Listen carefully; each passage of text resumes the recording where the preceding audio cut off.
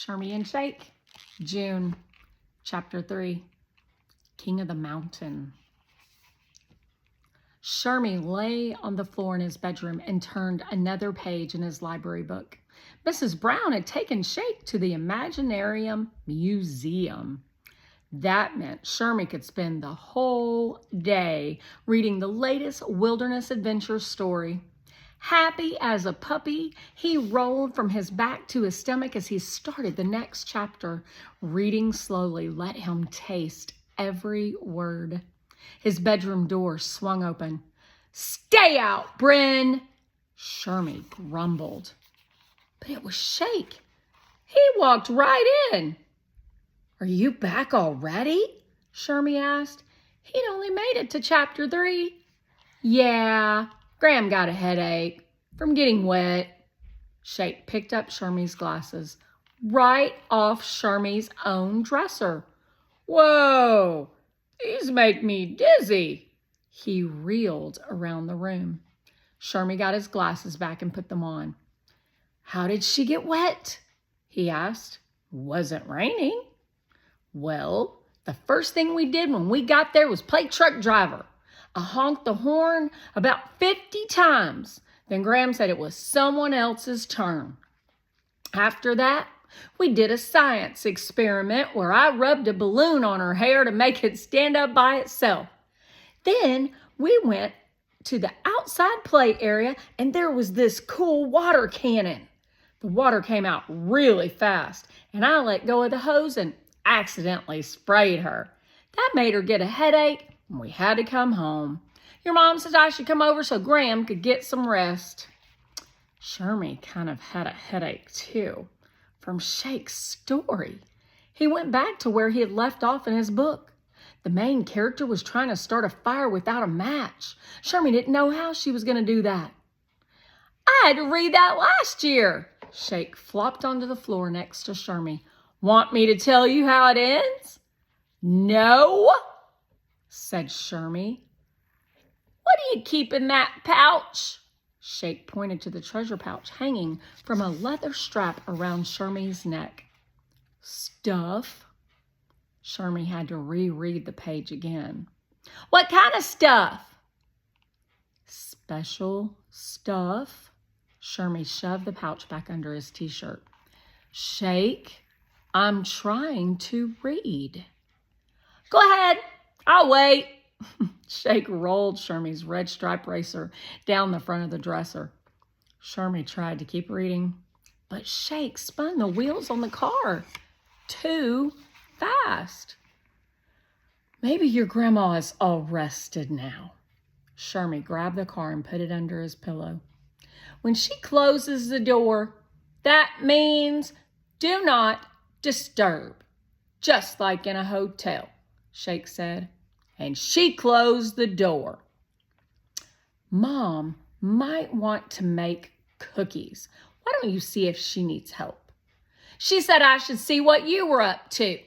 Shake picked up Shermy's T-Rex. "What about Bryn?" Shermy suggested. "She's still crabby because I made origami frogs out of her coding camp homework." "That was a whole week ago," Shermy said. "I bet she's forgotten." "I bet she hasn't."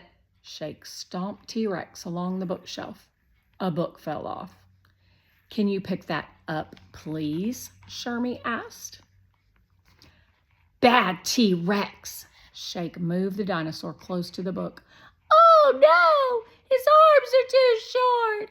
T-Rex's arms flipped the book over and over.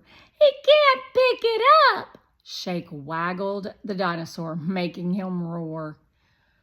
Shermy felt the roaring too. He squinted his eyes at Shake. Shake put T-Rex down and picked up the book. He shoved it back on the shelf. "That's not where it goes," Shermy said. "You sure are particular," Shake said. But he put the book back where it belonged. Then he flopped on the floor and swished his knees back and forth like windshield wipers. It was annoying and noisy, but at last he was leaving Shermy's stuff alone. Shermy found the place where he had left off. It was an exciting part. Cleo got the fire started, and Eli tried to catch a fish with a safety pin and the drawstring from his sweatshirt hood. The other kids in the story were off gathering pine boughs to make beds. Shake tapped his feet. He wiggled. Shermy turned a page. A bear had shown up in the story. Cleo screamed when she saw it. Shermy screamed too. How would Cleo get away? You're at the part with the bear, aren't you? Shake leaned over his shoulder. Don't worry. Eli throws a fish and the bear runs after it. Shermy groaned. I give up. He took a gum wrapper from his treasure pouch and slid it into his book to save his place. He wished he could tell Shake to go home, but he had done that with Claire once when she'd come over to play, and Mom gave him a big lecture after. He had to make an I'm sorry card for Claire, even though he really had wanted her to go home. He was stuck with Shake. Want to play Space Explorers? Shake still hadn't let him have a turn with the helmet. Nah, Shake jumped up. I feel like playing board games. Shermy opened the game drawer. I have way more games than this at home, said Shake. I have one whole closet just for games. These are the games I have, said Shermy. He didn't want to write another I'm sorry note, so he thought of another way to tell Shake to go home. Maybe your grandma would let you watch a show. I already used up my hour of TV today. Shake peeked in the drawer. Hey, Pigs in a Poke. How about that? That's my favorite, said Shermy. They set up the game on the bedroom floor. Shake grabbed the spinner. Company first, he said. We usually spin to see who goes first, said Shermy. And I want to be the wolf, said Shake. Let's spin for it. Shermy always played with the wolf piece. I'm company, Shake repeated. Shermy didn't think that someone who came over all the time could be called company. But Shake put the wolf on the start square. He spun the spinner. A 6. I get another spin. That's not the way we play it. Shermy picked up the farmer and put it on the start square. Oh, I only got a 2 this time. Shake tapped the wolf across the board. You moved too many squares, Shermy said. Oops, said Shake. He moved the wolf back 1 space. Guess I got carried away. Sometimes kids miscounted, and sometimes kids plain old cheated. Shermy squinted at Shake, trying to decide.